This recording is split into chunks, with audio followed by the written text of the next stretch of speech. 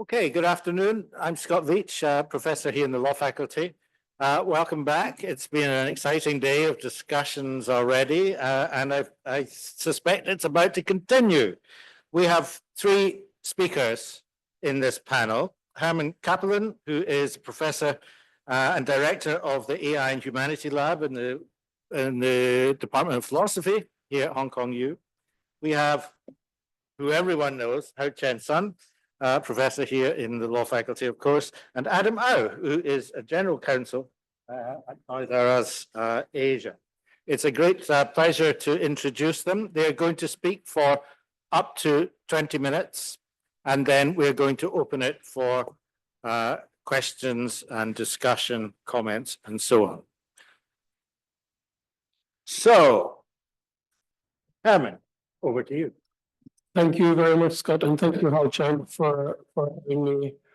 It's a great honor, and I should warn everyone that I am not a lawyer, and I don't I work on issues in philosophy that touch on a lot of foundational issues about AI that intersects with law. And so that's what I'm going to try to talk about today. We've had on the previous panel like amazing case studies of how AI is applied in dispute resolutions, in medicine, in law practices, in intellectual property, right? And in many sort of specific case studies. I won't be talking that much about that, but I will draw on those previous discussions a little bit. And I think so that just to locate those of you who are not used to thinking about the issues that I'm thinking about, I'll give you an introduction to this area that I'm thinking about and give you an overview. So I think that when we encounter AIs, we have in a way created these weird little alien creatures that's going to sneak into our lives and our communities and our societies in ways that are very hard to understand, in part because we don't really understand what kind of things they are. And so there's this whole area of philosophy of AI that tries to say, well, are they agents? Are they moral agents? Can they have intentions? Can they have beliefs? Can they have thoughts? Can they have goals? Can they have well-being? And those questions are not really questions that you discuss in a law school or in a computer science program, or in any other area than philosophy. And so I write and I work on those foundational questions. And those questions I'm going to try to tell you about ways in which they are relevant to legal regulations and the sorts of issues that people have been talking about earlier today. So that's the new title, Regulations and Metaphysics. And I'm trying to show you that there are these connections that you might not have thought about. And having done that, there's something that happens because those philosophical questions are really, really hard. And I know that people in law are used to, and in computer science and so on, used to thinking, okay, we get this problem and now our job is to solve it. We're going to find the answers.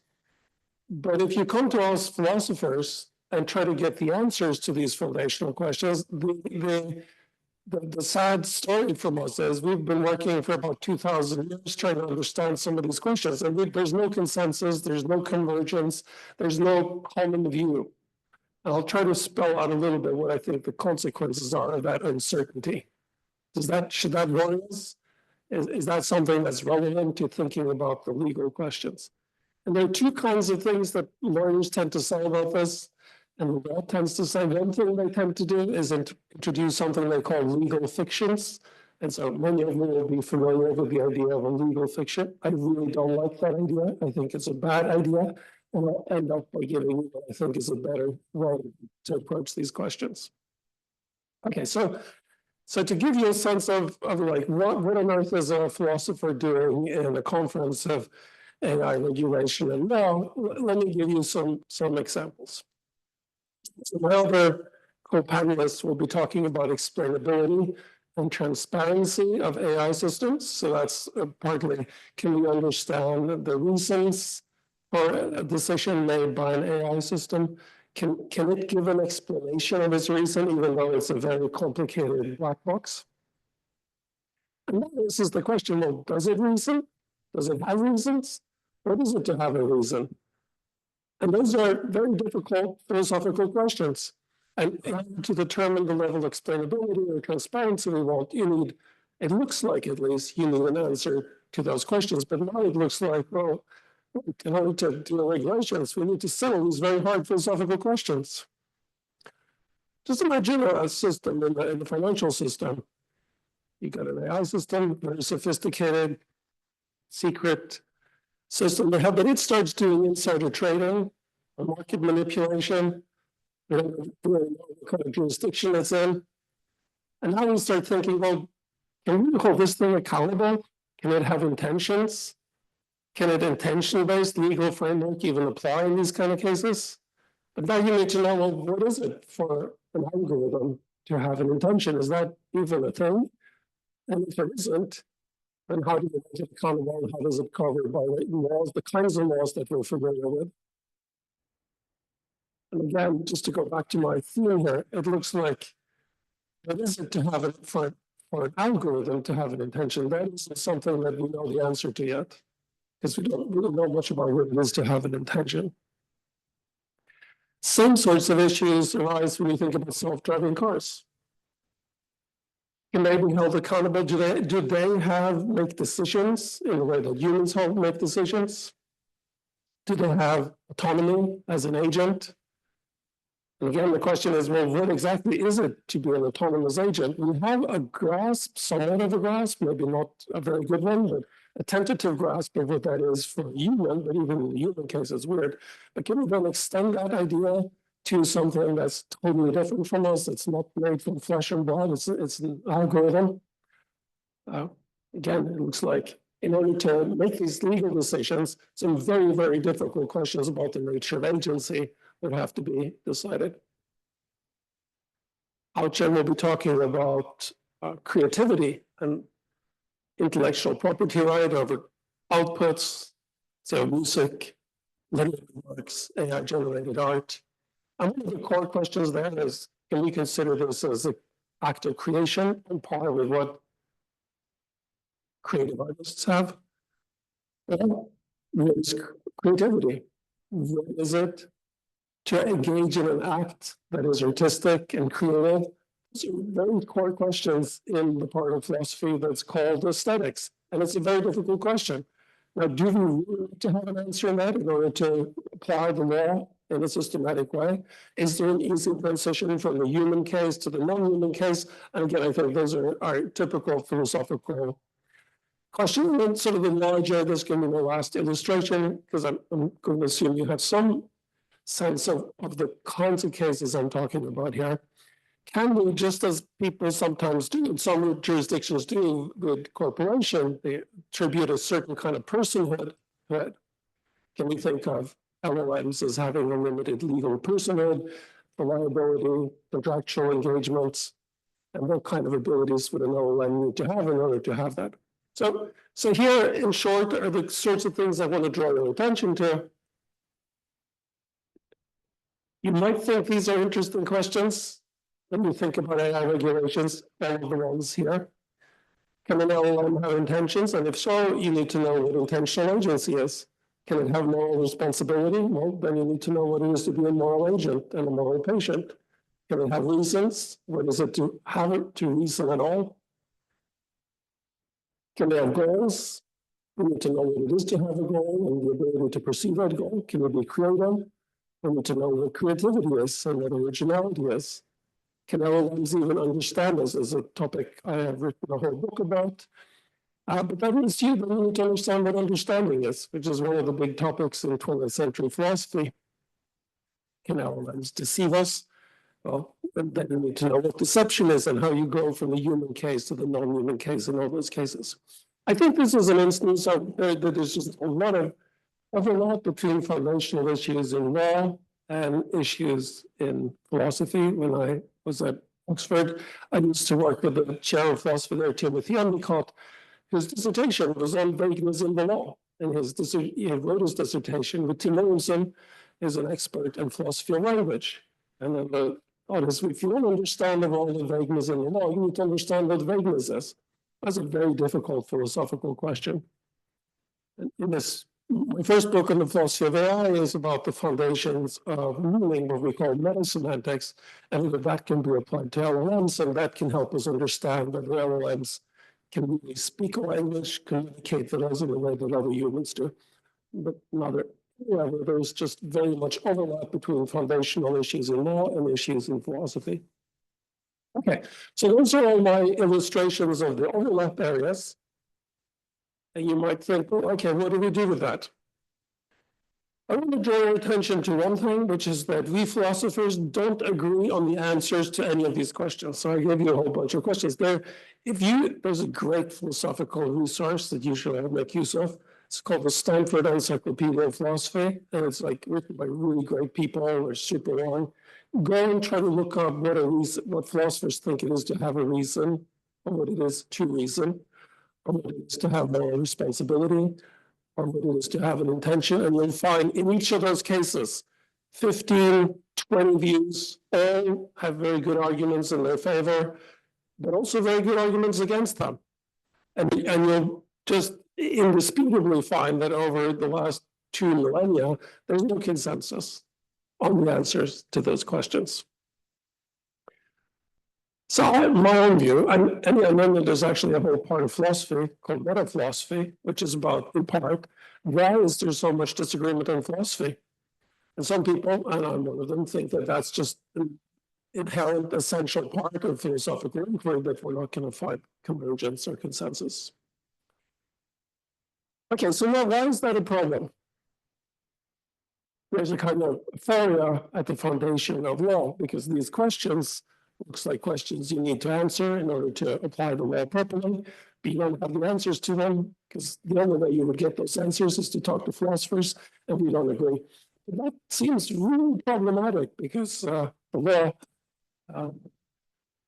imposes sanctions. It's supposed to guide behavior in a decisive way, put people in prison. How can you do that on the basis of something that rests on the foundation where there's complete uncertainty, no prospect of convergence, and no mechanical procedure for settling the questions? That doesn't look like a concern.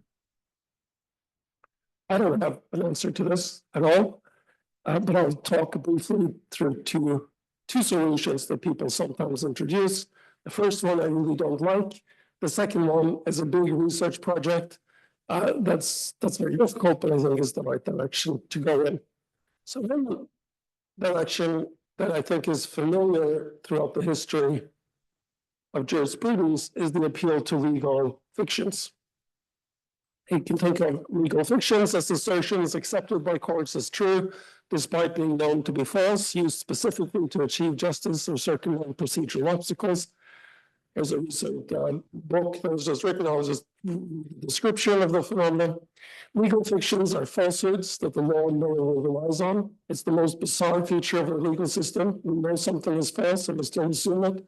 And how do we rely on blatant falsehoods? What are the implications of doing so? Shall we continue to use fictions? And if not, what are the alternatives? And there's a lot of literature on this going all the way back to Bentham. Parts saw it as a useful, practical tool, didn't think of them as lies. Dworkin thought of them as part of what he called constructive interpretation. So for those of you who know a bit about the philosophy of law, these are big issues in all of those traditions. Jack, I'm going to just read an application of this. So why is this relevant to AI? Is Dworkin on legal fictions applied to AI and robotics? He says the law might also deliberately treat robots as if they were living agents, when we know they're not, so that's a lie. For practical reasons or for reasons of public policy, we might impute mens rea to a robot or algorithm as a legal fiction in order to make it easier to apply the criminal concept of aiding and abetting or accomplice liability to owners, operators, or designers. Similarly, courts might treat AI products as a work of art as for hire in order to minimize changes in existing copyright law. So this is all just to make things smoother, easier. We know it's not true. We don't assume it to be true, but it creates a kind of legal continuity. When we apply legal fictions of this kind, we substitute robots for human to allow the law to function effectively in the face of legal enigmas. So those are the enigmas that I was talking about. So that's a strategy. You got all these enigmas that I talked about. You pretend that you have a solution that's continuous with the kind of legal frameworks that you're familiar with. You know it's not true, but you use it anyway. We're familiar with that kind of thought. For example, from treating corporations as having some kind of limited personhood.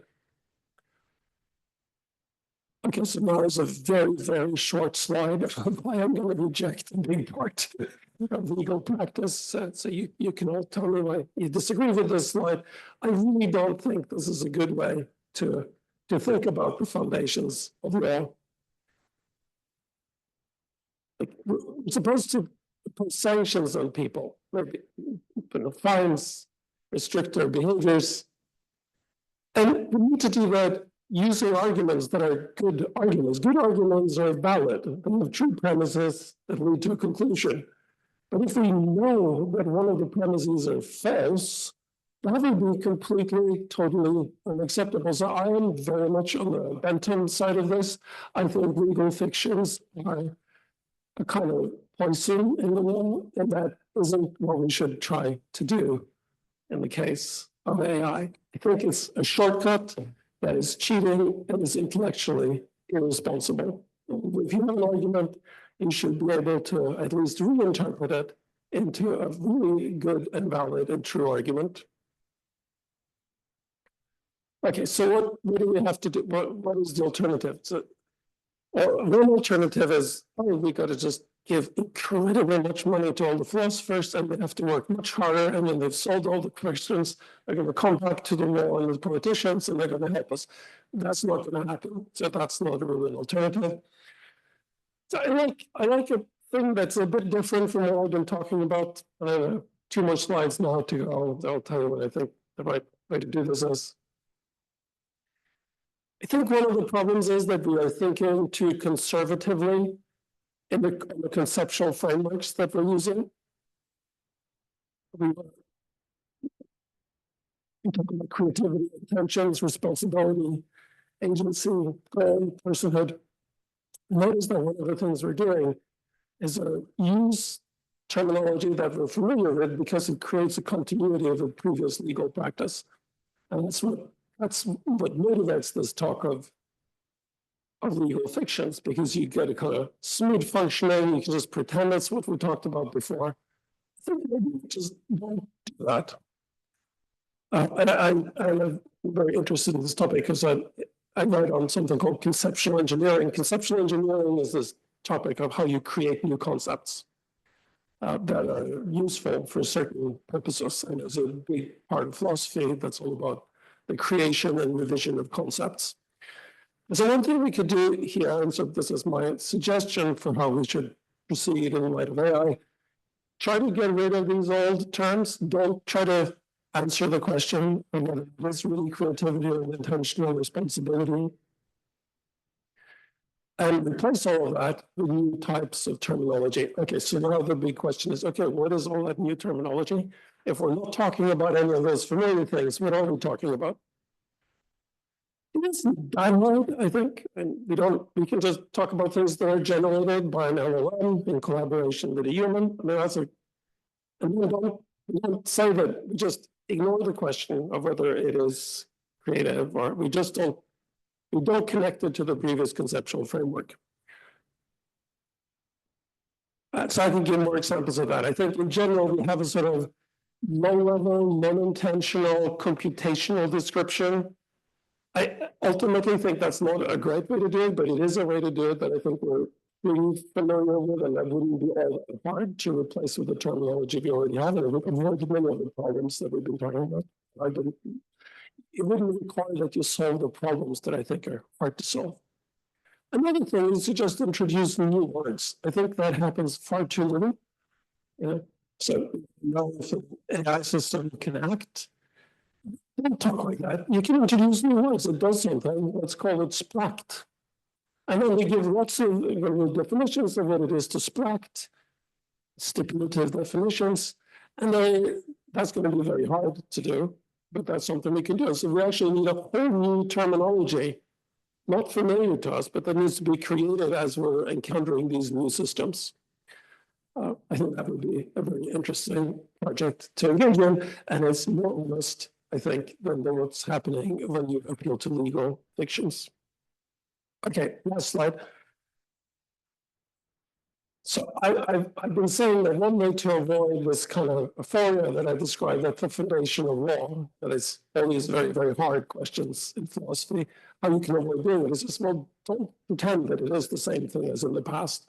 Just introduce new terms and say, the system can splact, and it's whatever it is this thing is doing. We don't really know what that is yet, but that's something we can figure out. We just label it. First, you have to create this terminology. That's going to be very hard. We need to know how to do that kind of conceptual creation. We need to coordinate between jurisdictions and with old terminology. That's also going to be very hard. And of course, we have really avoided the philosophical questions that I said were so hard to solve, because you can now ask, what is the connection between splacting and acting, or intention and the term? Like, it could turn out that they actually are acting. They do have intentions. So these substantial questions are still there.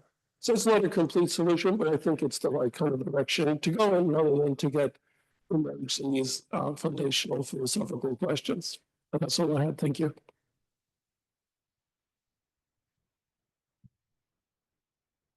Thank you very much, Herman. Right on time. I'm going to pass now to Adam.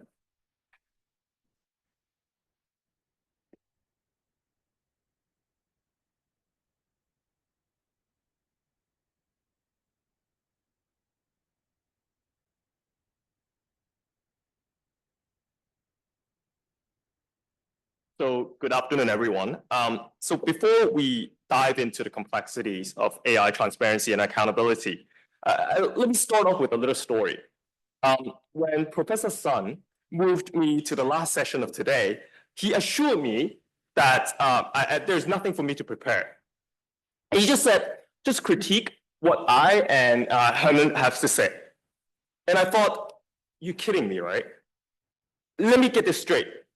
You want someone who works at a children's toys company, me, critique the PowerPoint of the chair of the Hong Kong U Philosophy Department, and a law professor, a tech expert, who has won the Hong Kong U Research Output Prize twice, also the co-editor of the Luxury Economy and the Intellectual Property magazine.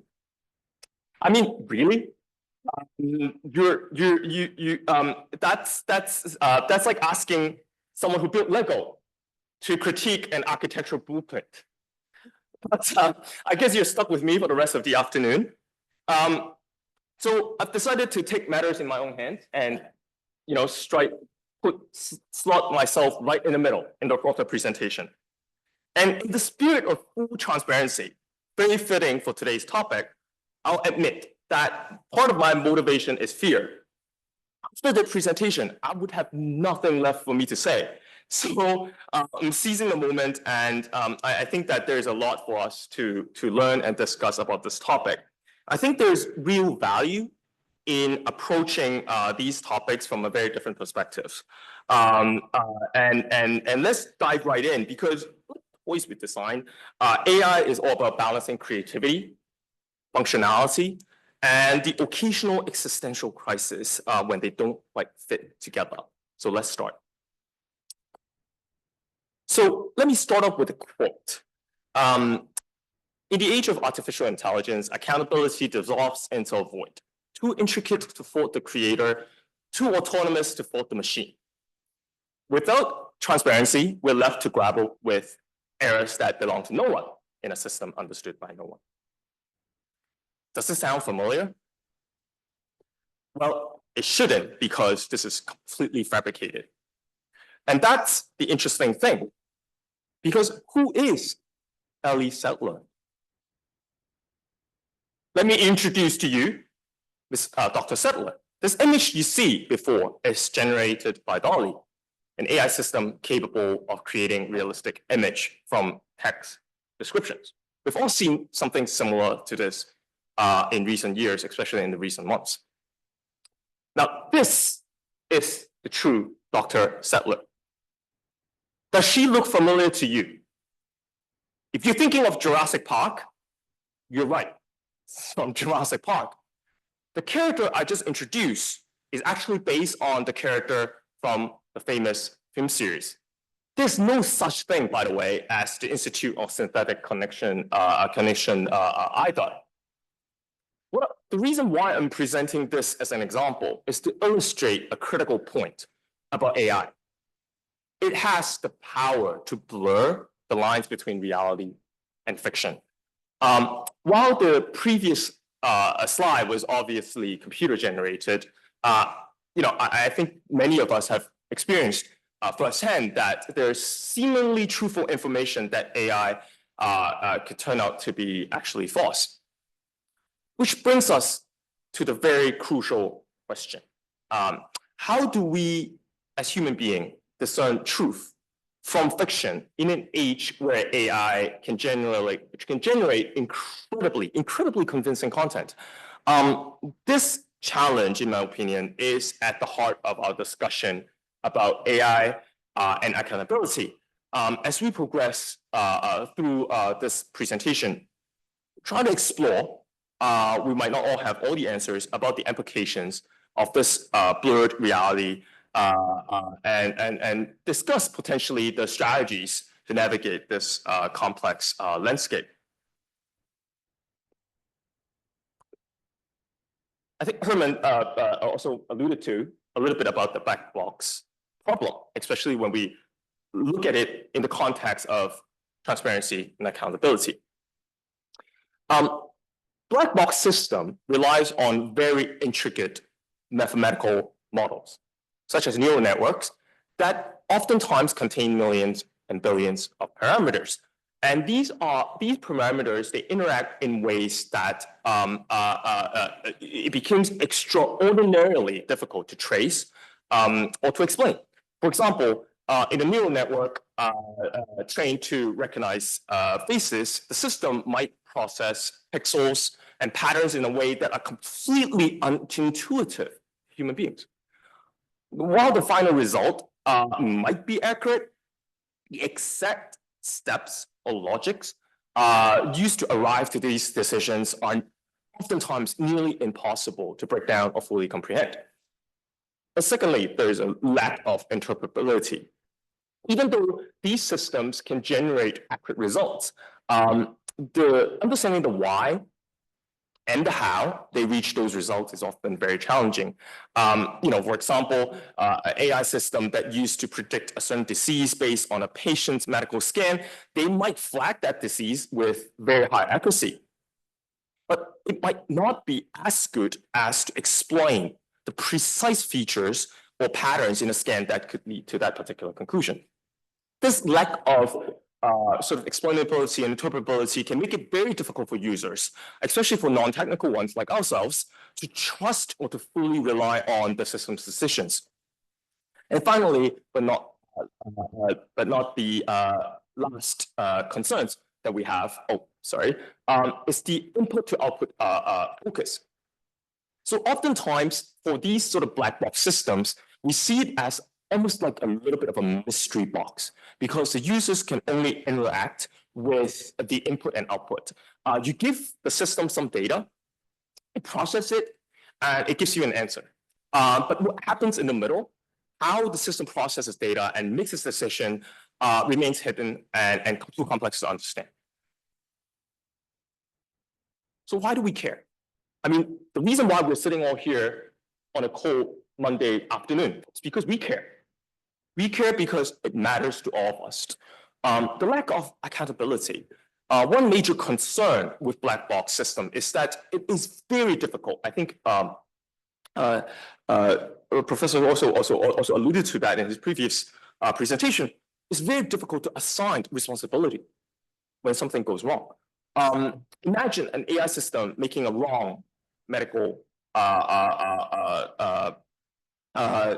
recommendations, denying someone a loan based on biased data. Who is held accountable? Is it the developer who developed and built the system, the organization that deployed it, or the AI itself? The lack of transparency in how these systems arrive at these particular decisions make it almost impossible to pinpoint the exact person or organization who is responsible and where would the fault lies. Without accountability, it's difficult to correct mistakes and prevent future errors, and also to ensure fairness. Trust and transparency, obviously for users and stakeholders, it will be difficult for any of us to trust a system that we don't know how it works. When users can't trust and understand, skepticism naturally arises. For healthcare practitioners, that's a very obvious example. It can be hard to trust the recommendations given by AI when the underlying process is very opaque. Likewise, for anyone whose loan application is being denied, the inability to get a clear explanations on the explanations could lead to frustrations, mistrust. So transparency is critical. We all agree with that. But with black box AI, it's often lacking. Last but not least, there's obviously ethical and legal issues. It can lead to bias, and you know the result, especially if the result is biased, is unrepresentative, AI can perpetuate or even amplify those biases. So these are some of the issues why we care about transparency and accountability. So to take a further dive into the issue of accountability, it's not as straightforward as the word means. I identified three limbs, but I can think of many other instances why it is so difficult for us to actually find the person or the organization or the machines that is fully accountable for the mistakes. There is something called what I call the accountability gap. It becomes difficult to determine exactly who is accountable to the outcomes of AI. There's something called distributed agency.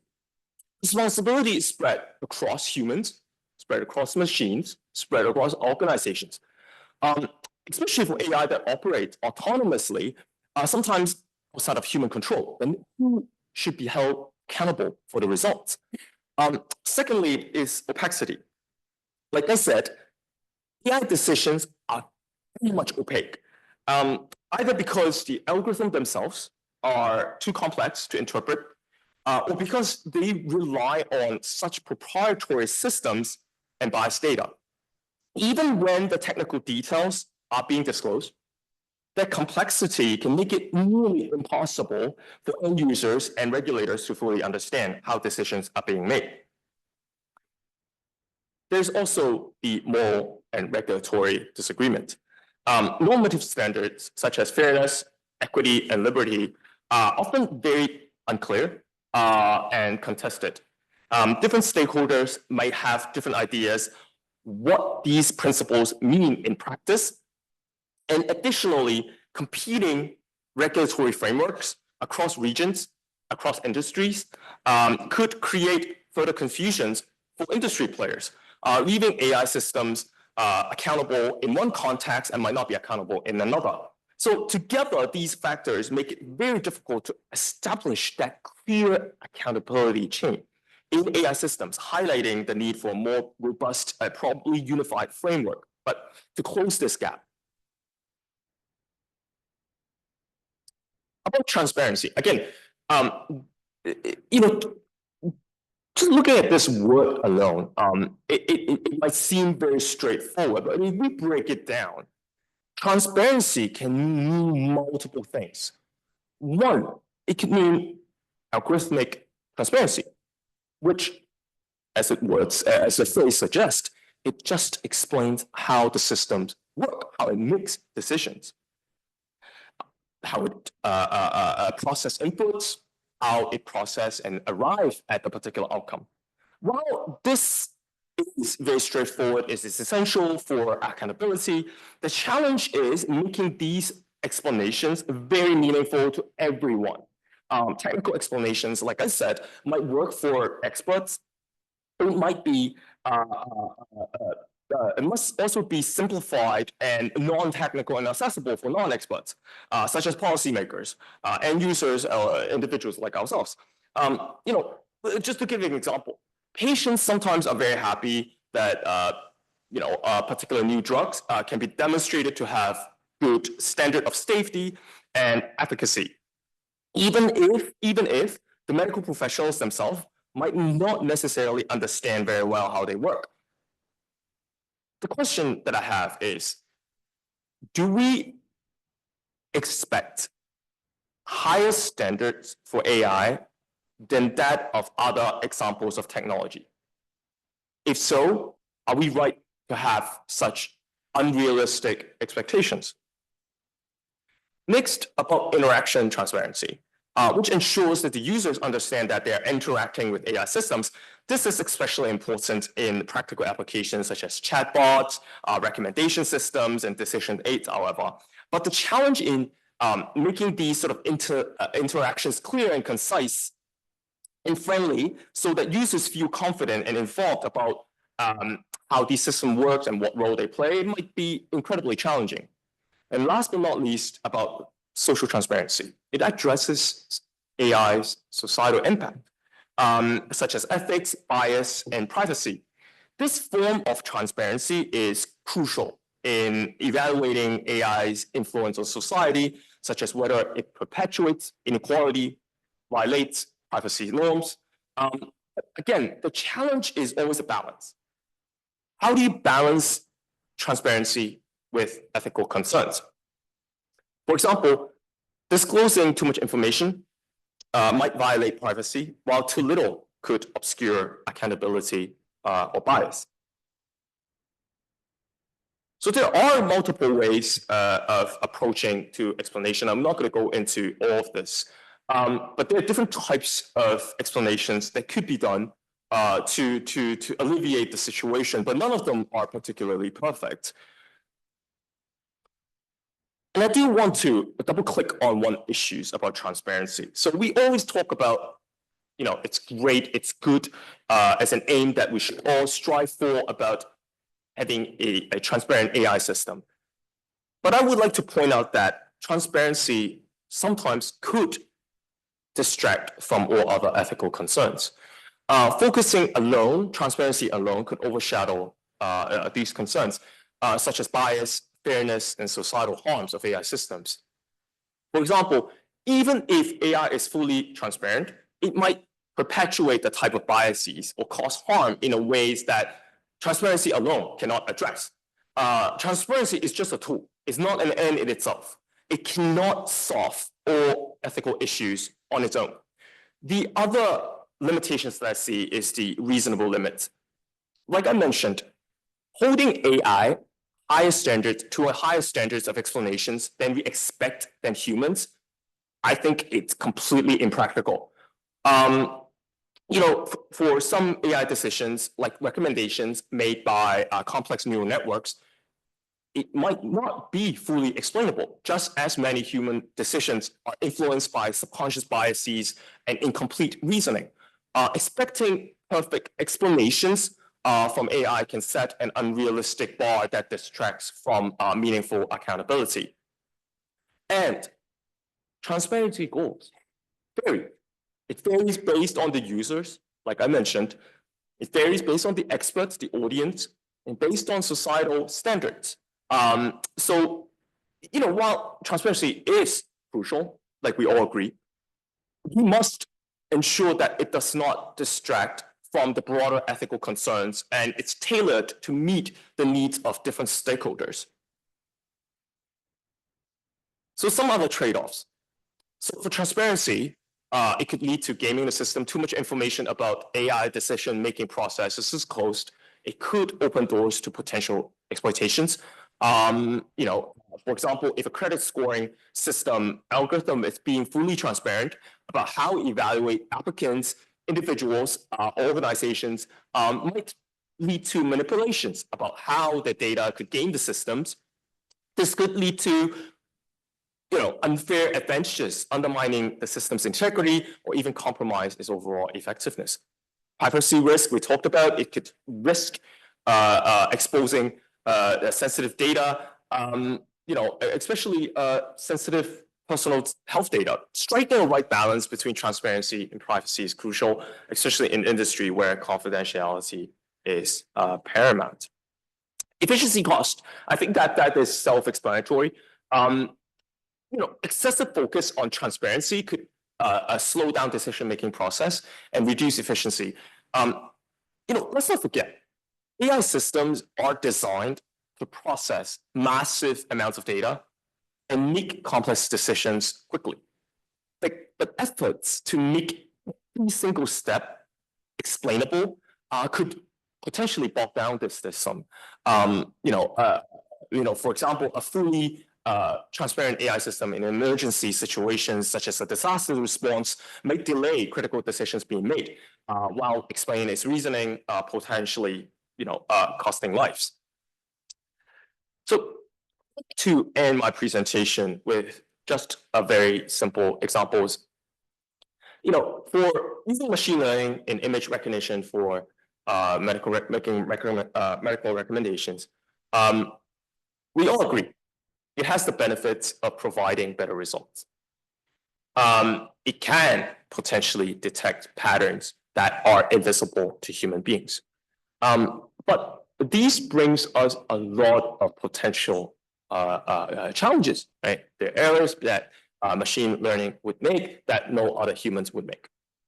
Secondly, like we mentioned multiple times, time and again, about how it is functionally, operationally difficult to explain how they reach certain results. So the key question becomes then, do healthcare practitioners really need to understand the entire machine learning process? Can patients, like ourselves, trust results without detailed explanations? Do we care? Do we need to know every single step? And lastly, should we hold AI to a higher standard than other technology or other inventions such as drugs? I'll leave you with these questions. I don't have the answers to this because I think they strike at the heart of how we integrate AI into critical areas such as healthcare.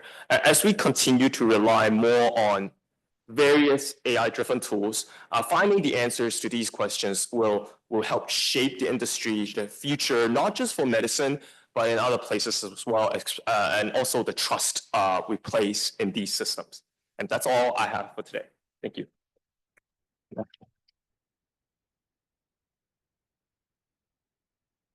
Thank you very much, Adam. You lived up to your challenge that you set yourself very well. Finally, on this panel, last but not least, of course, Haochen, over to you.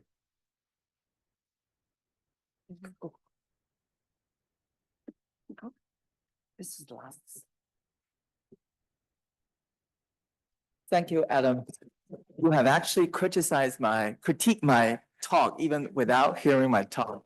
So my job now is to really use this talk to respond to some of the problems that you have pointed out. And also I want to build on what Professor Okadaji told us toward the end of her keynote, her concerns about AI transparency and accountability. And I think there are multiple layers of AI transparency that we have to grapple with. So today I'm going to propose a new layer or a new regulatory standard for regulating AI transparency, something called output transparency. So as Adam has already mentioned, we need to deal with the first layer of AI transparency, something called algorithmic transparency, or we can call it model transparency. And we lawyers have actually grappled with this layer of regulatory issue through legal litigations to see how the inner working of the AI system, their output can really be protected as authors' works. Or there's a question about whether AI system can be treated, the inner working system of the AI system can be treated as the same way that we authors create works. And the second layer of AI transparency largely deals with the so-called data transparency concerning the disclosure of data for training AI system. And we lawyers have also been grappling with this layer of AI transparency. But today I'm going to put forward a third layer of AI transparency, something called output transparency. The nature of this new regulatory standard is to inform us how to differentiate between AI generated content and human created works. And why do we need to differentiate these two kinds of content then? So this is the primary purpose of my presentation. I'm going to lay out the theoretical foundation for output transparency, and I'm going to share with you my proposals to implement output transparency. So let me share with you some of the instances about the early stage of general AI development. In the early stage of general AI system development, people were very enthusiastic about disclosing that content was generated by AI system. For example, this so-called next Rembrandt project, project managers actually announced that it was this new image generated by the AI system, and the next case here is an image called A Recent Entrance to Paradise. It was also disclosed about the AI generation status, but later on, you can see that with the rise of ChatGPT, much powerful generative AI systems such as ChatGPT, DALL-E, and now DeepSeek, people started trying to hide the status of this kind of AI generation status.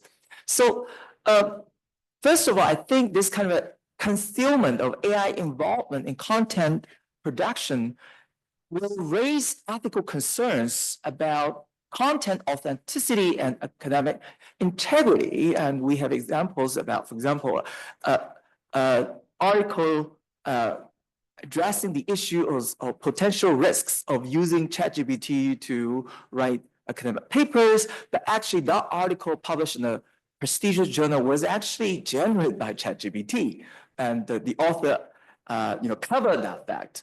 And a recent investigation found that nearly 200 research papers published in various academic journals had actually been entirely or partially generated by ChatGPT. And as you know, universities around the world have been grappling with the issue about how to encourage students to reveal that they have used ChatGPT to write their papers. And our university, HKU, was actually the first university in the world to impose a ban on the use of ChatGPT for students' research work. But actually, we quickly lifted that, ban. But that was, quite an ethical concern. And the concealment of AI involvement in content production could also bring out legal consequences. So first of all, there will be copyright law implications. You can see that in this example, this author, and copyright law, I have to mention that there's a human author requirement. If you want to claim copyright protection over your work, you must be a human author, right? This is a human author requirement. But in this case, the author actually did not disclose the fact that the comic image of her book were actually generated by AI system. Okay? And then there's another case in which the author did not disclose the AI generation status when he was trying to apply for copyright registration before the US Copyright Office. And there are also criminal law consequences, the case of criminal fraud. So this is a case involving a North Carolina musician who used AI system to generate music and then again generate, AI bots to fake, streaming over the AI generated music. So he, in the end of the day, he actually collected $10 million from music streaming platforms. And there are also a range of concerns about misinformation and deepfakes, as you know. We also have technological tools to enable people to conceal the involvement of AI in content production. We have tools to something called to humanize AI content. And we also have tools to cover blemishes of AI content, just quickly to remove the blemishes, right? Okay. And also we have tools to remove watermarks. I'll talk about watermarks a little bit later. Okay. So I think there are really major, problems with the AI concealment. So first of all, it will absolutely, if we don't deal with these problems, we will absolutely harm human creativity. This is a range of issues that we talked about earlier in the morning. AI systems are really, trying to replace human authors. So there's a question about how we need to really protect human authors' interests. And there's another concern about promoting AI creativity.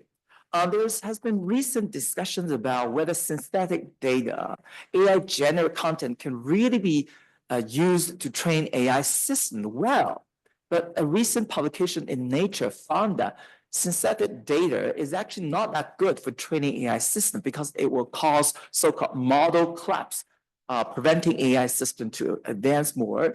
And there are also concerns about protecting consumers' interests. I think there are still a lot of consumers who want to use human-created, who want to read, for example, human-created works or use human created products. And of course, there are also a lot of consumers who still want to see human created images. This is an example about Xiaohongshu. It's called Red Note in English. And consumers recently a lot of consumers found that they were really attracted to online influencers account on Red Note, but they ended up, being treated because these more than 1,300 accounts were actually generated by AI system. Okay, and there are also problems concerned with our political and cultural ecosystem. If we do not regulate, AI system will be generating a lot of disinformation and deepfakes, which will absolutely disrupt our cultural and political ecosystems. So how to resolve these problems then? So here I want to put forward the idea of output transparency based on a theory of differentiated creativity. So the idea is that in order to implement this new regulatory standard, we need to think about how we could differentiate between AI creativity and human creativity. So there are three principles or ideas that we can draw upon to think about differentiation. One is to think about the intent to create. I think Herman mentioned the intention. And the second principle is about expression of emotions. And third one is about control over the creative process. So first of all, I think when it comes to human creativity or how we human beings create things, new ideas for them, we normally have intent to create. We have the intent to trigger the creation process. We also have, with the intent to trigger the creation process, we will also have intent to trigger further plans for creation. So if we don't have intent to create, it's unlikely to, generate this kind of creativity process or the output of creation. So I want to use the ski trails example to illustrate this point. If you go skiing in Japan and you're a great skier and the ski trails will look beautiful, right? Okay, but you probably did not have the intent to create such a beautiful, arrangement of ski trails, so that the image of ski trails actually, without being triggered by this kind of intent, should not be seen as a form of human creativity. So in my opinion, AI lacks intent to create because it is we human beings who give the intent to create it. Through the, for example, input of prompts, right? Ordering AI system to create. Okay, so that's the one difference. And the second difference is concerned with expression of emotion. I think in most of the cases, when we human beings create content, for example, we embody our normally three kinds of emotions into the output. The first is aesthetic emotion, and the second is intellectual emotion, and the third one is moral emotion. Aesthetic emotion is pretty easy to understand. When we see beautiful things, we want to express our emotion. Wow, this is really beautiful, right? Okay, and we start writing poems portraying the beauty of the things that we saw, right? Okay. Intellectual emotion is also pretty easy to understand. For example, we law professors argue, sometimes write really emotionally, trying to criticize a certain kind of legal argument presented in a law review article, And moral emotion, for example, when you see movies such as American Cappelen, you can see how people, praise, great people like heroes, and also condemn evils. Okay, and this is another example to illustrate this point. I want to use this kind of natural occurrence, sunset example, to illustrate this point. So this is when we see the sunset view, we do have sunset view outside. Okay, so this is the actual natural occurrence, right? It doesn't. The nature actually, in my opinion, does not embody any emotions in such beautiful scenery, okay? But when we human beings see such a beautiful view, or to some people, it might be a sad view, we ended up composing a poem here. This is a Chinese poem. I used the ChatGPT to translate it. It's a bad translation, by the way. Green hills are still there, and the sunset turned red several times. But the original Chinese version really embodies a lot of emotion. Okay? So without this kind of expression of emotion, the sunset view is actually not, should not be seen as a form of creativity. And Van Gogh is also a great example about embodying various kinds of human emotions into creativity.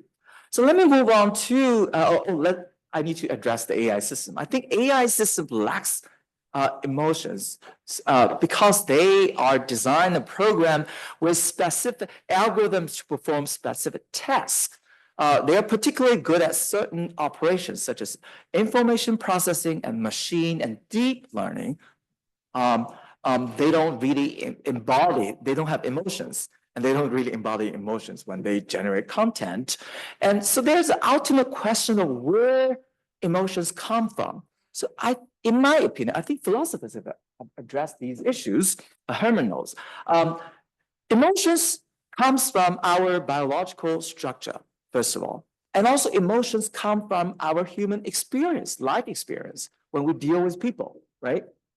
I think this is pretty easy to understand. But AI actually does not have such a biological structure, nor does it have some life experience that we have. The third principle I want to quickly share with you is something called control over creation. I think control is very important.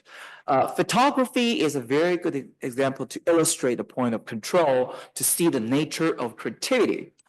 So when we take photographs, we actually, first of all, although we use camera to do so, camera is a tool for us to take a photograph, photo, right? Okay, so we as a human author, we select objects, arrange surrounding lighting, and also select raw photos. So it is, although we use the tool, it is we human, photographers who had the final say of the controlling power of the process of photography. But what about the AI creation process then? To my understanding, the ultimate issue is concerned with who has the, really the inner control of the system. So this is also, I think, still a controversial issue. It is really the AI system that has the control over the creation process, or this is really the developer who set the parameters to decide and the control, or it is actually the user through entering into prompts. So this is, when it comes to AI, I think that it is still quite controversial. But when it comes to human creativity, I think the answer is pretty clear. It is we human beings who have the ultimate control over the creation process. So based upon the theory of differentiated creativity, I argue that we do need to have this kind of third layer of AI transparency output, namely output transparency. So then how do we implement this new regulatory standard then?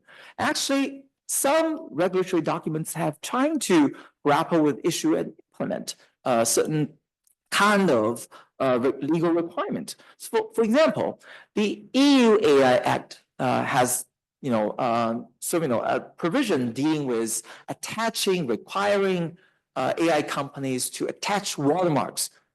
They use the term labels, okay, to AI generated content. The idea is very easy. You apply a label or watermark to show that the content was generated by AI system. Okay, so the Chinese regulators have already decided to do something similar. They have announced a draft regulatory document, which requires AI companies to apply this kind of watermarks as well. Okay, so in general, I think that we have two kinds of watermarks that AI companies or we can take advantage of to implement output transparency. So first of all, we have visible watermarks. So the idea is pretty simple: to attach a watermark onto an AI generated content. For example, the image on the top, there's a little bit of watermark on the right bottom part to indicate that visibly indicate that this was an image generated by AI system. At the same time, we also have invisible watermarks, which enable us to embedded, digital codes into the AI generated content, so that with the certain kind of devices, we can see those codes and trace the sources of information, et cetera, et cetera. So this is the one way of implementing the output transparency. So I have another idea.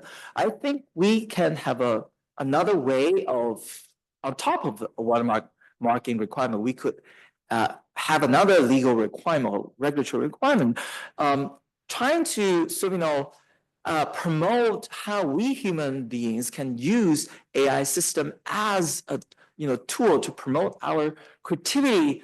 And then at the same time, if we want to do so, we need to really show that the content was originally generated by AI systems, and then we human beings can build upon this AI generated content. So the idea is kind of simple, and I argue that we could create a new category of copyrightable works, something called works with AI creativity. So there are three kinds of works that will be lying ahead of us in the age of general AI. First of all, if we rely upon AI generated works and do not really make much alteration, we just make minimal alterations. For example, this example just remove some blemishes, and this kind of human involvement will not receive copyright protection at all. So the real, I think, issue or things that I really want to advocate is the second category. We human beings can rely upon AI generated works and then alter them to a certain degree. And for example, this example, the image of a little girl over there, and then if we attach certain kind of background directly, to the image, it's certain degree of alteration, right? So this kind of alteration will meet this new category of works requirement, works with AI creativity. So the idea is that as long as we make certain degree of alteration, and then this kind of alteration will merit copyright protection for being protected as a new category of work called works with AI creativity. And if we make substantial alterations to AI generated works, and then such substantial alteration, in my opinion, can be directly protected by the conventional category of works, such as pictorial works. So how do we protect this new category of works? I argue that the term of protection should be really, really short, not the existing term, life of author plus 70 years. Instead, I argue that 5 years will be sufficient. Or if you're not happy with that, okay, just 10 years. Really short term of protection. And we should only protect economic rights, not moral rights, because human beings just human authors, we just make a sufficient degree of alteration, right? Well, not really too much. Okay, so much of it, the contribution is credit to the AI system.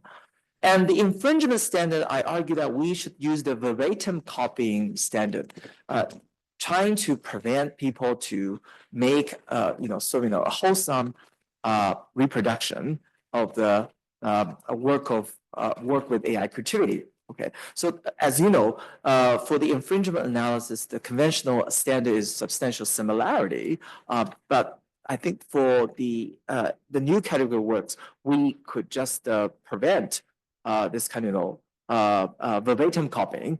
Then, if this gives people the wiggle room to make further reproduction of the works with AI creativity. And so in the end of the day, we protect such works in shorter terms, and we allow people to even copy as much as they can, but not just verbatim copying. Then in the end of the day, we human beings can, so with this kind of output transparency, we could rely upon AI generated works, and then later on, we could even, borrow a lot of things from works with AI creativity. So in my opinion, with the watermarking requirement and the new category of copyrightable works, we will ended up being much better coping with AI creativity. Thank you so much.